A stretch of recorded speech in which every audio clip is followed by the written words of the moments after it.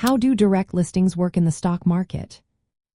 Imagine a company that's already popular and has plenty of shareholders but wants to go public without the usual fuss. That's where a direct listing comes into play.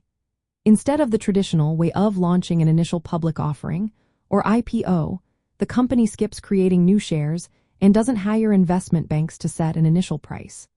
Instead, it simply lists its existing shares directly on a stock exchange like the New York Stock Exchange or NASDAQ.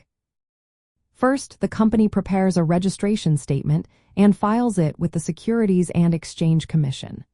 This document includes detailed financial information, legal disclosures, and risk factors, similar to what happens in an IPO.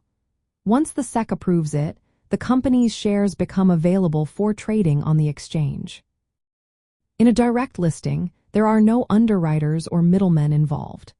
This means the company avoids underwriting fees, which can be quite high in a traditional IPO. Instead, the initial share price is determined by supply and demand once trading begins.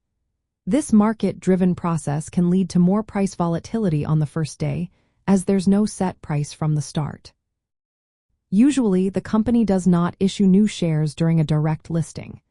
This means it does not raise fresh capital like in an IPO. Instead, existing shareholders such as founders, employees, and early investors can sell their shares immediately.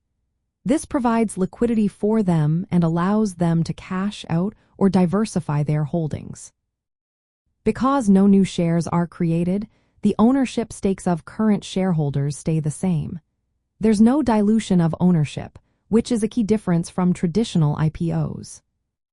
From a trading perspective, direct listings can cause wider price swings initially because the price is set by the market rather than a predetermined figure.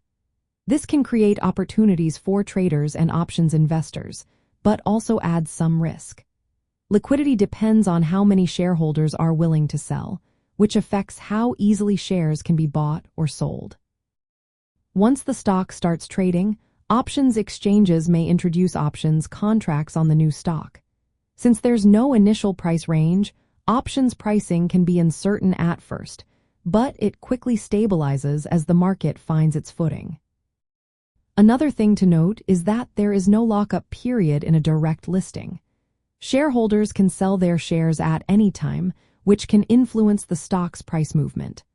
Large sales can increase supply and cause the price to drop temporarily. Companies choose a direct listing when they don't need to raise money but want to give existing shareholders a way to sell their shares and gain public visibility.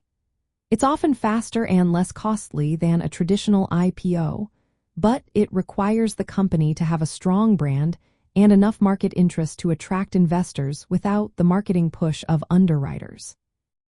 In summary, a direct listing allows a company to go public by listing existing shares directly on an exchange. It saves money, provides immediate liquidity for shareholders, and relies on market forces to set the initial price.